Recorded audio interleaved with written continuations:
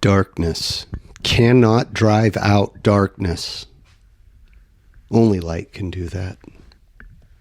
Hate cannot drive out hate. Only love can do that. Friends, grasshoppers, this is the Formless Podcast, episode number 111. My name is Dustin. Tyler the superhuman, he's out eating green berets for breakfast. This is going to be a little bit off the cuff today. When we started out to do this podcast, our focus was going to be martial arts, Wu Ying Dao in particular, the style that both Tyler and I got our black belts in. It's something we're both very passionate about and has given us a lot of wonderful, wonderful experiences, camaraderies, friendships, just an amazing experience. And if you don't train in some form of martial arts, I could not recommend it more. It will improve your life in ways that you can't even imagine. And I don't care what it is. I don't care if it's boxing, if it's wrestling, if it's jiu-jitsu. You name it, you should do it. I can't recommend that for you strongly enough. But that was the goal. That was what we were going to talk about, was martial arts. And we ended up talking about a whole bunch of other stuff in between, which it's all been fun and it's all been an experience. And it's been an amazing learning opportunity. It's been an amazing, what a trip. I wouldn't change any of it for the world. Every experience I've had doing this podcast over the last 4 years has just been great. One of the two things I've always wanted to avoid, which I don't care talking about, are politics and religion. And I believe those two things are very deeply personal subjects. And I'm not experienced or well-versed in either of them. My religions, my beliefs, my politics are mine. And yours, I believe, are yours. And I believe that I could have friends with any political belief or any religious belief. I don't, my personal view is that I don't see that. I don't personally care what you believe, who you worship, what laws you think should be enacted, what political party you vote for. None of that stuff's important to me. I care about you. I care whether or not you are a decent human being. If you're a decent human being, you and I can get along. You and I can be friends. Simple as that. Now, it's been kind of heavy these last couple of days, couple of weeks. Politically, in the news, religiously, if you look at the world news, there's a lot of crap going on. And it's scary times. But I believe that the silent majority, the people that don't necessarily spout their views or their beliefs to the rest of the world, those people, I believe those people are the people that put their heads down and get to work. And I think those people are the people that keep things going. I believe those people are the kind of people that keep things going when everything else seems lost, when everything else seems in chaos. Now, I really didn't want to do this today, but I didn't have anything else. I couldn't think of anything else. I couldn't wrap my head around anything else. So I just kept coming back to this idea, much like last week. And last week's episode was more personal, more martial arts, more life. This one's going to be a little bit different than normal. And as you can probably already tell, recently, a friend of mine who I love dearly, who's a great human being, and a previous guest on this show, who is just a stand-up guy who wakes up every morning, goes to work, does his thing, takes care of his family, pays his bills, just a good person. And without naming names, I don't want to put him on the spot. That's not fair to him. I noticed that there was something that was troubling him. He just had a look of grief, of despair. And for all of its greatness, social media could be a cesspit if you let it. And his relatives, his immediate relatives, don't exactly have the same political or religious beliefs that this individual does. And they're posting stuff, and of course he sees it because they're family. And like family members do, you want to be close to your family. And he sees this stuff, and he's taking it as a personal attack. And he's wanting to respond in kind. And he asked me, what do you think? What would you do?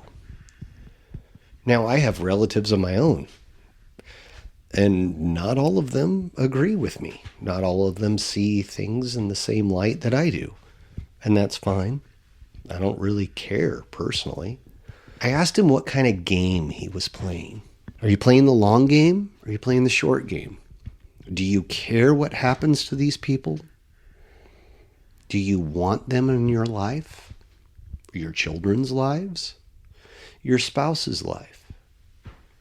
Do you want to be a part of their life? Or do you just want to piss them off? Short game, fire back. Let the chips fall where they may. Let her have it, right? Long game. Ignore it.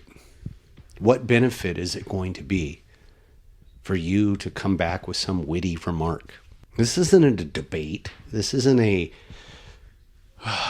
political, argument. We're not making any laws here. We're not judging the way people are going to live for the next 30 years or whatever. This is Facebook. What do you want to do? Do you want to risk pissing these people off? Lose them as family members? Lose contact? Or do you still want to be in contact with them? Do you still want to see them and their children, photos of them, events, things that they are doing? What is your goal? That's basically what I told him. Cooler heads prevail. Now, I was able to do that because I'm not attached to any of these people that were offending my friend. So I was able to think clearly about this. Had it been my relatives, I may have been in the same boat that my friend was in. And I have been in that same boat. But it's not worth it. At least not to me. It's not worth it to engage on a political belief or a religious belief. You believe your way, I'll believe mine. As long as neither of us are physically or financially or religiously harming the other, I say let it go. Now, if we're on deciding on policy, or if we are deciding on what's going to happen with the future of us as a collective, then there's room for debate. But if we're just debating to debate for debate's sake, am I going to prove you wrong? Make you see my side? Are you going to prove me wrong? Make me see your side? What's the purpose of that? There's a whole lot of other things I'd rather do. Like anything else. You name it, I'd rather do that. I will say 2 things, though.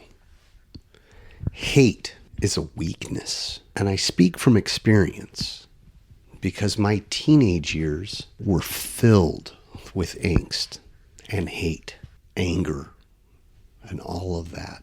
I do my best now as an adult to try and not hate anything, because we're all people, and we're all the heroes of our own story, and we are all just trying to survive. Hate clutters, muddies the mess. And I don't know about you, but my life's a mess as it is. I don't need anything else muddying up the works. Hate is easy. It's so easy to hate. It's so easy to be angry. And it feels powerful, but it's not. It's so weak. It's pathetic how weak it is. We all were children once. We all made mistakes. We all did dumb kid stuff. I never realized that until I had kids of my own and watched them do a bunch of dumb stuff. So I try not to hate. It's not always easy. Love is the hard thing. Love takes work, takes effort. Being a good person takes work, takes effort. Being healthy takes work, takes effort. All of those things. It's easy to do the bad stuff. The other thing I wanted to say about this is, and this is coming from somebody who knows on a deeply personal level what it's like to lose some people to murder. You solve nothing. You fix nothing. And you don't win anything. You didn't prove a point. You didn't win an argument or a discussion or a debate or whatever you want to say. You win nothing. If anything, you give ammunition to the supporters and the lovers of that person. And if you disagree with somebody, that's fine. You can. It's your right. As an American, it's your right to have your own beliefs, your own freedom of speech, all of those things. But if you can't outwit somebody or you can't out-debate somebody, do your homework. Outsmart them. Those are the things I've been thinking about this week. On another note, on a personal note, life's been good. Other than all the garbage you see on TV and the news, which I have all but quit completely, the news. I realized something a few years back, that the news just makes you depressed, or at least makes me depressed. I keep abreast of stuff, I find out what's going on, and then I leave it at that. I don't need anyone else's opinion, anyone else's ideas. I have my own. I've got plenty of them.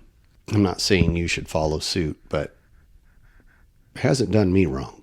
This little platform I have here with Tyler is a great experience and a really fun time. And I don't want to muddy the waters with religion or politics. So this is probably going to be, I hope, the last one that I do on this. I'd much rather talk about personal growth, development, discipline, martial arts, fun stuff, stuff that makes me happy, not stuff that makes me sad. That sucks. And I hope you're along for the ride, and I hope you're there and listen and involve yourself. And if you're not, well, hey, that's okay. There's something out there for you too. Make your own. I don't know. But life's hard enough as it is. Do we really want to involve ourselves in petty fights about garbage? Because I can tell you right now, the more we bicker, the more we fight, the more stuff gets slipped in underneath. The more laws get made, the more stuff happens while you're preoccupied. Just like sparring. Today, my middle son and I, Cole, lately we've been doing this thing where we go out in the driveway and we shadow box, we spar, we do some arnis, and it's been really great. Those of you that have teenagers know just how hard it is to connect with them sometimes. And I've been really struggling with that, just trying to connect with this kid. He's 15, he's got a girlfriend, he's got his own likes and dislikes, he's got his own life. And he kind of edges mom and dad out sometimes. And you can't force your way in because they'll just resist more. So you got to find these little ways in. And it's hard and it's frustrating. And sometimes you just don't freaking feel like it after a day of work and dinner and chores and grocery shopping and bills to pay and all that crap. But you got to keep trying because they're your kid, And I got him out in the driveway and we're sparring and we're having a good time. I'm learning and he's learning and we're getting some exercise and he's getting good shots on me and I'm getting good shots on him and I'm teaching him things that I know and he's showing me weaknesses and holes in my game. And I noticed something that we both were doing. We started focusing on one thing, one specific target, one specific goal. We were oblivious to everything else that came around. We were oblivious to the other options, the other things. And I kind of, afterwards, was thinking about this. How often do we get so caught up in one thing, one event, one instance, that we let so many other things slide by? It happens to all of us. It happens to the best of us. It happens to the worst of us. It happens.